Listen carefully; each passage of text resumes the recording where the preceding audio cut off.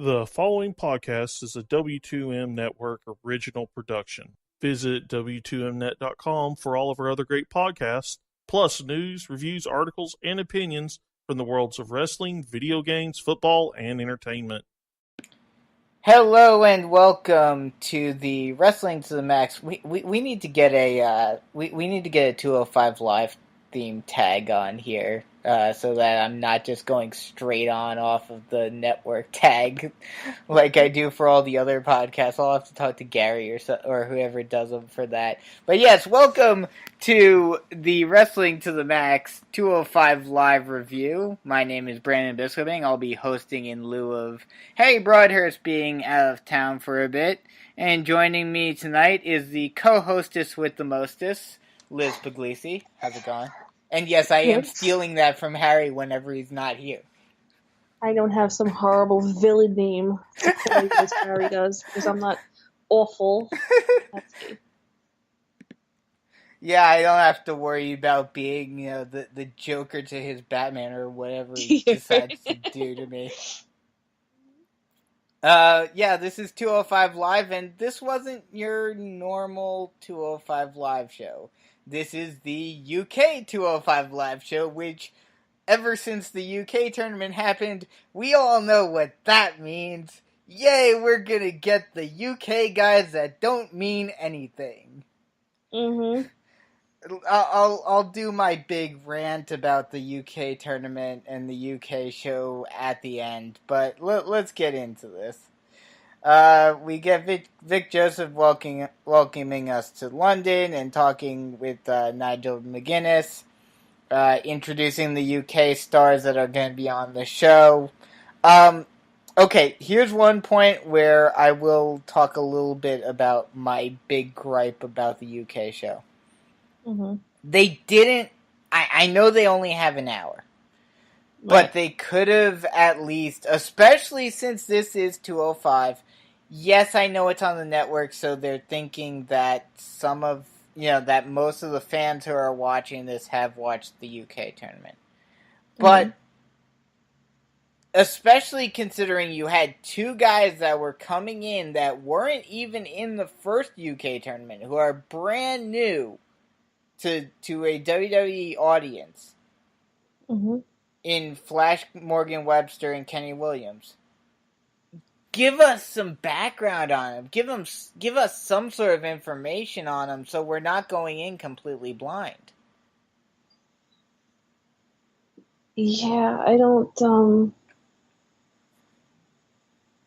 I think they gave, super, super quick ones, but nothing that was, in-depth, really. Yeah, they gave, Flash Morgan Webster, a little bit of time before they came out for the match.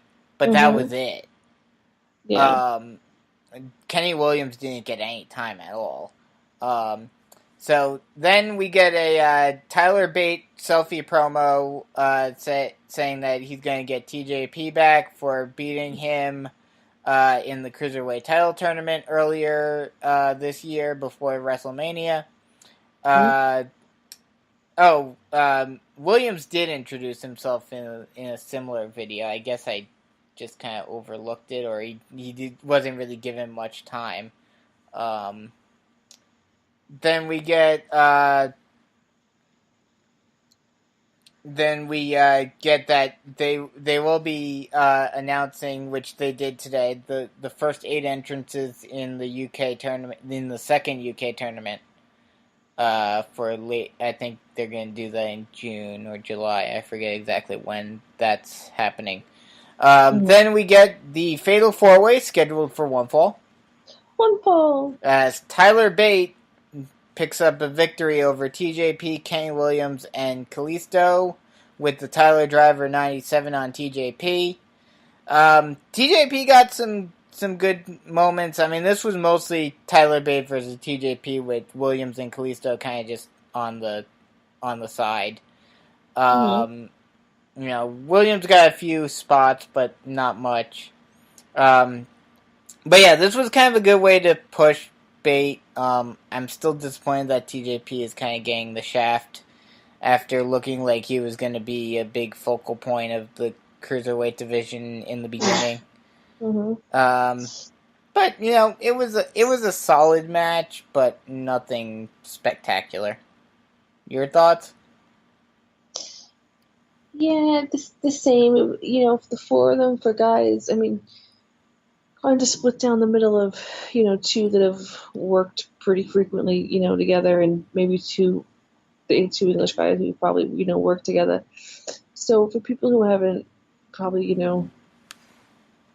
really had too many matches with each other, I think they did pretty well, but it was, I don't know, in a sense, like kind of disjointed. I mean, we get those one-off matches that like don't mean anything, but since this is supposed to be like something special, I wanted it to mean more than it did. Yeah, I mean, I think the reason why it was a little disjointed is exactly what you mentioned, with how yes, TJP and Kalisto have worked together.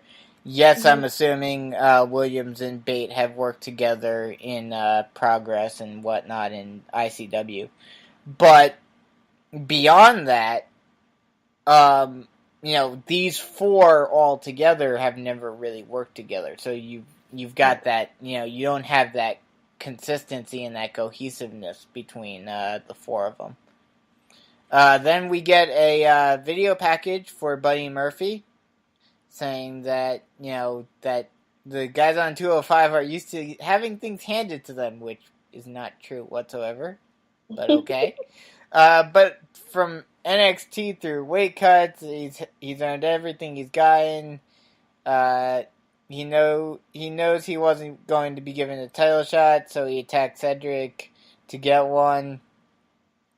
And they say his title match against Cedric for the Cruiserweight title is in 2 weeks in Alexander's home state of North Carolina. So, oh God, we all know what that's going to result in.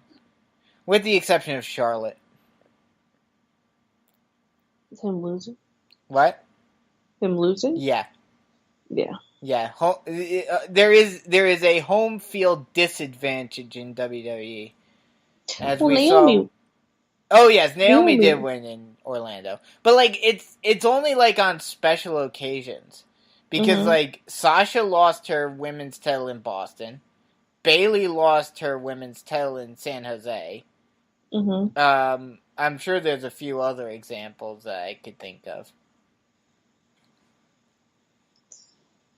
No, it's pretty well known, I think. I've been meaning to do it. I want to do it at some point. Do two little studies on both reverse momentum theory and on the home field, on the home arena disadvantage thing in WWE. Yeah, that would be pretty interesting.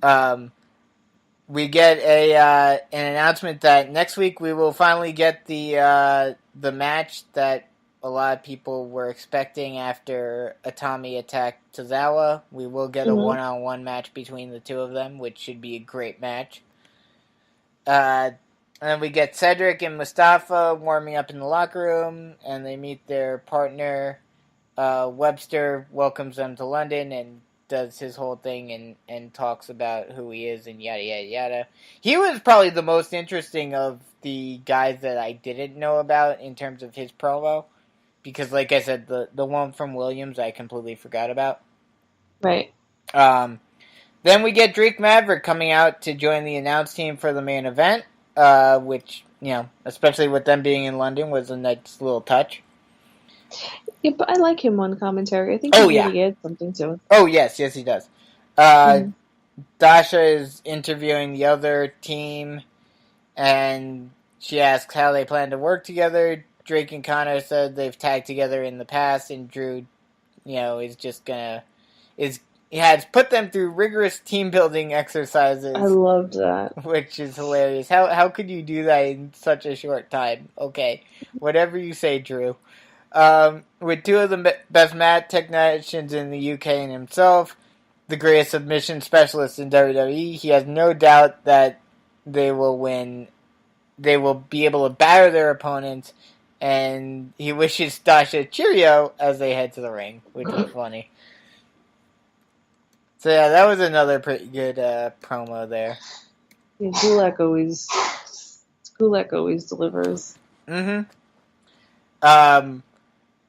So next we have the 6-man tag match scheduled for one fall. One fall.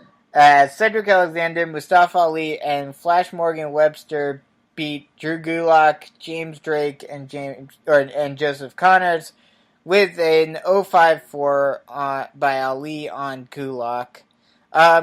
Pretty crazy match. Did you notice Morgan got busted open in his mouth? Yes, I did. Yeah, that was. I was like, oh damn. So no bueno for him.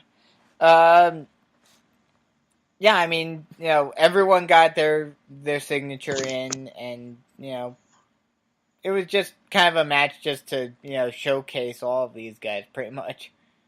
Yeah, it was a decent 6-man tag for people kind of like we said before, being thrown together and in a way. But I was kind of surprised that they didn't use Gallagher.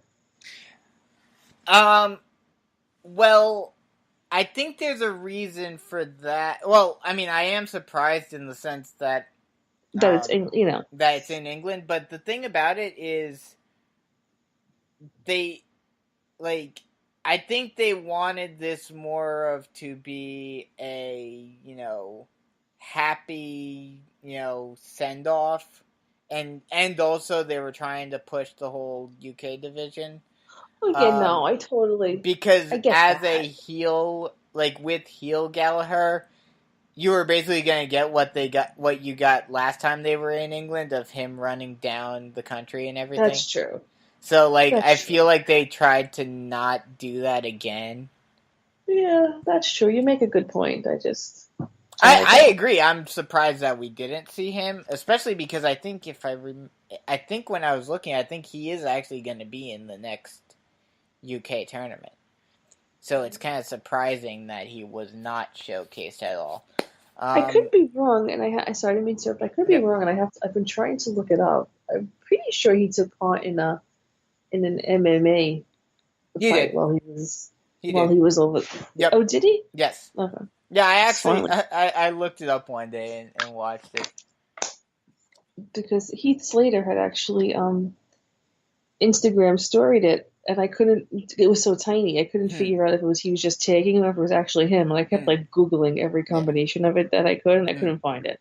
Well, yeah, I said glad you solved that mystery for me. Yeah, I don't. Oh, did you say he competed in one while they were there this week? Mm-hmm. Oh, okay. See, I didn't hear anything distinctly about that, but I do know that he was an MMA fighter in England. Oh yeah, no, that I knew, but yeah, I think he did one while. Huh? I'll have to look into that. I'll have to go see let me if know. I can Just find. me nuts. I'll have to go try to find the video and see how he did and whatnot. But yeah, I mean that's something that I've said before, that they should use as kind of a selling point for Gallagher, Shinsuke. I'm trying to think. I think Harry told me that Gulak did some MMA at a time. So that would be something that would be a way to kind of push these guys. Kind of like what they do with Sonya and with Shayna Baszler. Yeah. Okay. Couldn't hurt. What? Oh no, it couldn't hurt at all. It would. I think it would help them a lot. Do you want to do our little talk of the UK division first, or do ratings on this first? Let's do a little talk on the UK division. Okay. So yes, the UK division that only really gets seen every now and again when they either go to England, or every now and again you see the UK title on NXT. Mm-hmm. They made this big hoopla about it, and it was like, oh, we're going to make a whole new division, make a whole new show over in England, and they brought in all of these guys from around the UK and Ireland in last January. Not this past January, but the January before that. And since then, there have been various rumors of the UK show is coming. It's coming. Year later, it's coming. It's coming. Right. It's so We're getting out. UK tournament part 2 now, and still no indication of a UK show. And like I said, I didn't pay attention as much as I should have. I didn't see all of the promos and whatnot. But they claim to be trying to push this UK division, but they don't give me a reason for why I should care. If they don't have a show, if they don't have a place where they can showcase themselves and where I can learn about them, then what's the point? Why should I care? No, I completely agree. And for me, that's why. And as I say, every single podcast we do, no, I don't watch, NXT. No, I didn't see the UK tournament is one thing that I have like on my playlist. I really just want to be able to sit down and like binge watch, I don't want to have to like watch it in like drips and drabs. Honestly, the only reason, and I'll have to look at the bracket and everything once this happens. And I mean, I like certain areas of the UK and whatnot, but like the thing about a lot of these tournaments, at least for me personally, I mean, I'm sure there's a lot of people out there who either follow British wrestling a lot more than I do, or have different reasonings for watching things. But honestly, the only person that I watched the original UK tournament for hasn't really been showcased at all since, and that's Jordan Devlin. Yeah, I mean, I don't follow it at all. I'm not gonna lie. I mean, I know some of the names just from different things, but couldn't pick them out of a lineup. Yeah. But I agree, like what you said, that they're not giving me any reason. I know some people, even in our staff, so to speak, chat, that would make the argument of, why. I know, but they're not giving the everyday viewer a reason to go watch it, to go look these people up. Because it's like, if you're just kind of sitting there waiting for a show that's never gonna come, it's like, after a while, you basically just give up on it and move on.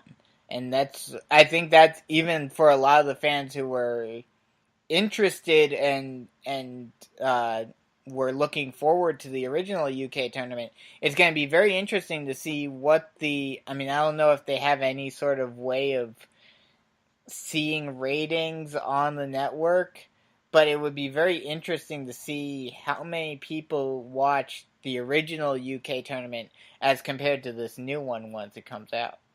Because I have a feeling that a lot of people that watched the original thinking that, we're going to get a new show as a result, now, unless they distinctly have someone that they want to watch, they're going to be like, why should I even bother about watching this tournament for a title that doesn't mean anything?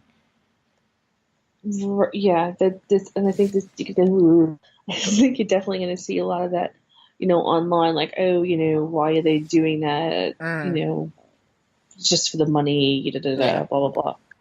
I mean, I'd much rather see another Cruiserweight Classic.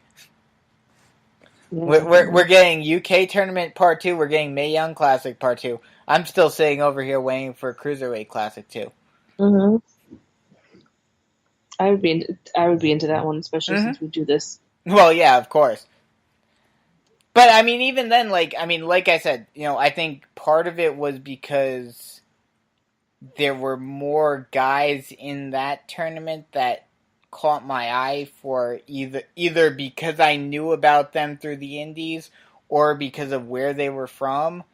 But there were a lot more guys that, like, when I tuned into the Cruiserweight Classic, I was like, okay, I've got this guy as one of my favorites. I've got this guy as one of my favorites. Like, I knew who I was looking out for. Whereas in the UK tournament, and even to a much lesser extent, with the exception of Kairi Sane, really, there wasn't really anyone that I was really gung-ho into looking at, like, how they did in the Mae Young Classic either.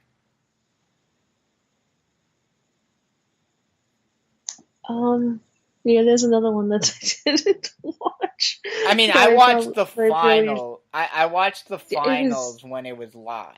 That was a lot of dedication to get through that. You really had to be dedicated to watch that. Well, not only that, but the way they handled the Mae Young, like the way they handled the Cruiserweight Classic was the best because they put up one episode a week, so you actually had a distinctive time of, okay, this is when it's going to be on, so I can watch it at this time. Whereas the Mae Young Classic, they just tossed like the whole first round up on one day, and you're like, okay, why should I care to watch? Yeah, it was too much. It was too much to take in all at once. And plus, it was a lot of it was over. They were pretty into it by the time they started putting it up. Yeah, I think. Exactly. And so there was a lot of like speculation, whatever. Which I'm sure the speculation builds interest, but I don't know. For me, it didn't. Maybe I'm a bad fan, but everything you're saying is right. They have all these people that they've used with these different things, and then that's it. And you don't see them, you don't hear from them, so you lose, unless you're one of those people that are really attached to somebody, you're going to Google the heck out of them and cyber stalk them, social media stalk them and, whatever. It's out of sight, out of mind. Yeah, exactly. I mean, like I said, with the UK tournament, I have to look at, just because I want to see if he's going to do anything in WWE at all. I have to look to see if Devlin is even still in the company. But, the thing about WWE and,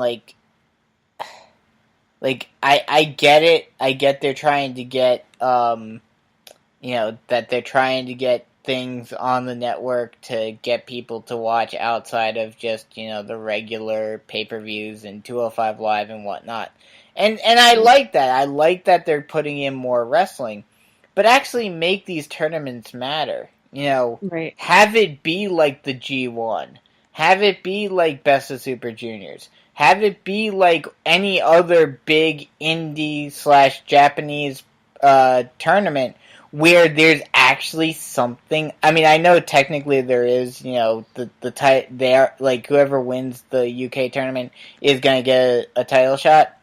But again, without a UK show, the UK title just feels like, a prop pretty much for WWE. Yeah, it's not like they even have a show that airs just in England, right? Exactly. No. If they did, okay. Well, I think I think they have had some defenses of it at some of the British promotions that WWE is affiliated with now. Right, but what I'm saying is, even if they made a show just with the UK guys, or the European guys, whatever, that aired even once a month somewhere over there, or once a month on the network, it would be like, oh, okay, yeah. It would have something. Mm-hmm. I mean, honestly, the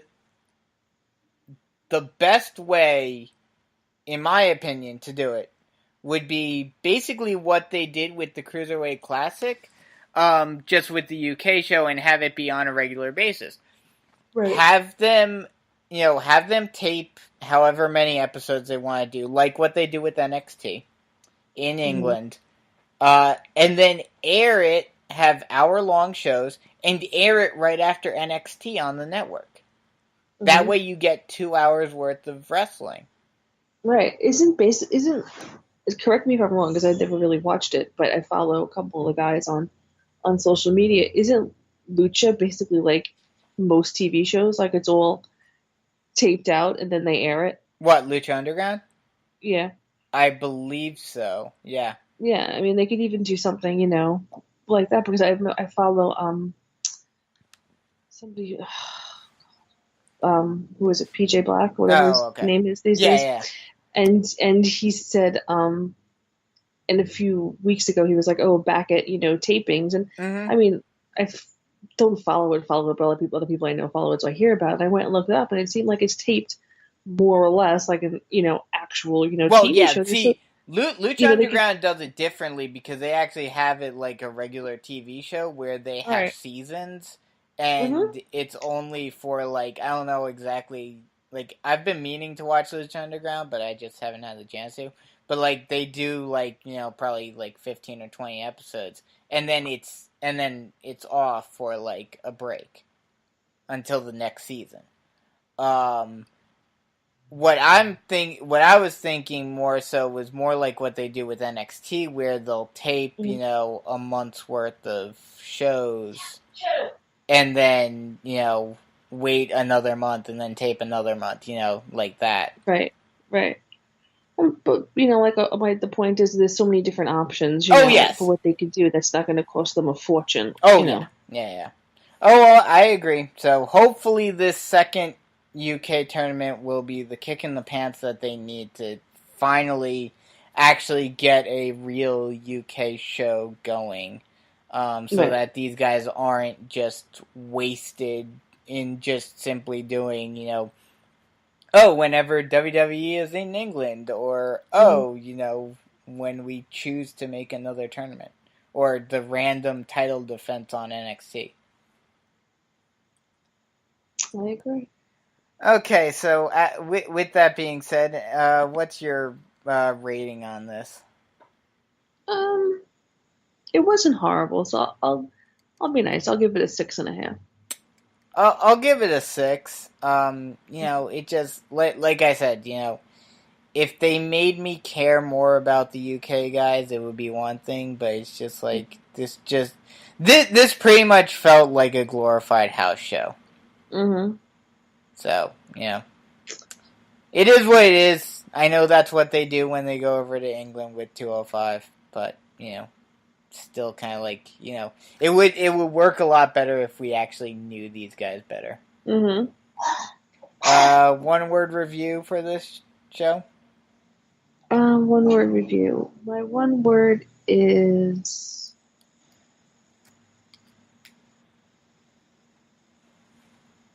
I don't have one. I'm going to go with curious. Okay. Because it actually made me curious about some of these guys and curious about what the heck they plan to do with some of this stuff, if anything.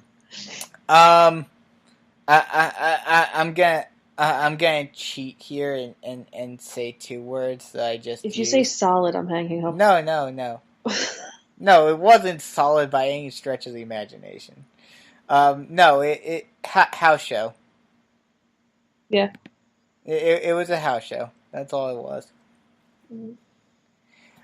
So yeah, that'll just about wrap us up for 205 Live. Not sure. Well, Liz and I will be back for SmackDown and 205 and Raw next week. And I will be back probably with Sean on Thursday for NXT. So be sure to tune in to all that stuff. For Liz Pugliese, I'm Brandon Biskobing saying so long and talk to you guys later.